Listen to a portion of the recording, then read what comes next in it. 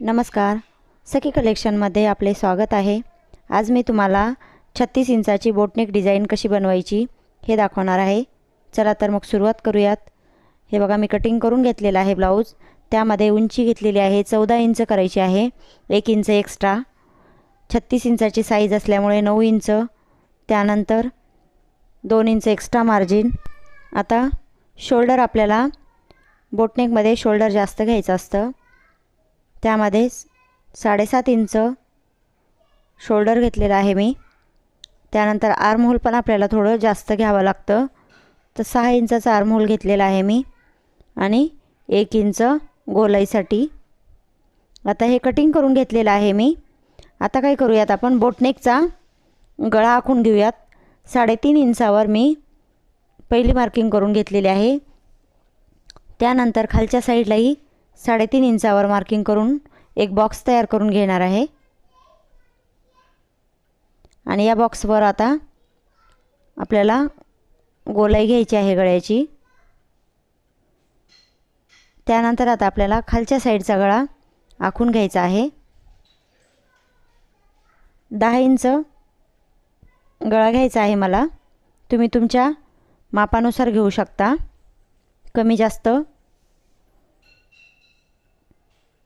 आता परत 3.5 इंचावर एक मार्किंग करून दुसरा बॉक्स बनवून घेतलेला आहे आणि इथे मला आता थोडी छोट्या साईजची पान शेपची आकार टाकून घ्यायची आहे। डिझाइन मला छोट्या साईजची घ्यायची आहे। तुम्ही तुमच्या याच्यानुसार ब्लाउजच्या डिझाइननुसार थोडासा मोठा आकार पण घेऊ शकता किंवा डीप पण घेऊ शकता, किंवा याला एखादी डिझाइन पण टाकून घेऊ शकता। आता ही कटिंग करून घेतलेली आहे मी। एकदम छोटा पान आकार घ्यायचा आहे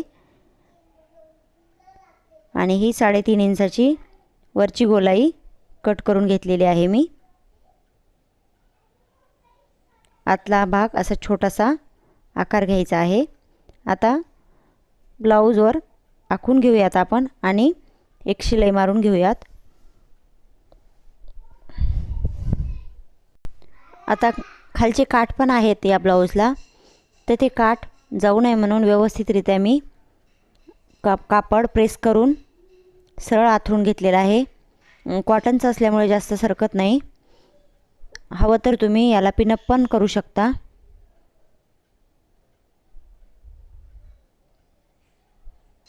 कॉटनचा कोणताही ब्लाउज शक्यतोवर प्रेस करूनच कटिंग करायची, त्यामुळे काय होतं, फिनिशिंग खूप छान येते।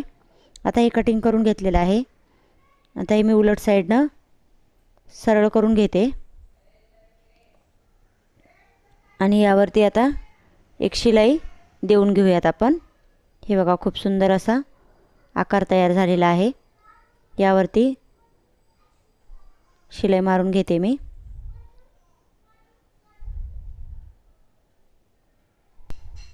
एकदम हळूवार शिलाई मारून घ्यायची आहे आपल्याला।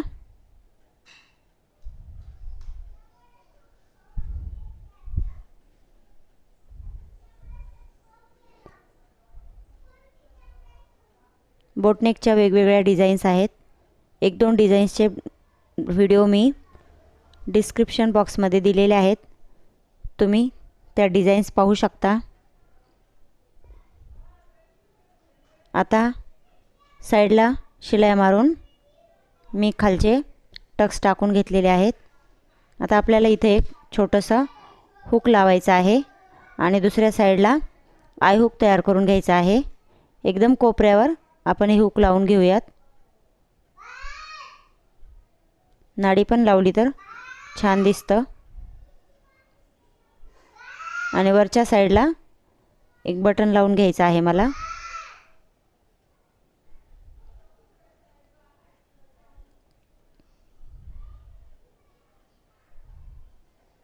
हे बघा, हे हुक लावून ही डिझाइन तयार करून घेतलेली आहे आणि वरच्या साईडला एक बटन पण लावून घेतलेलं आहे। आता आपल्याला खालच्या साईडला पण बटन लावून डिझाइनला फिनिशिंग द्यायची आहे।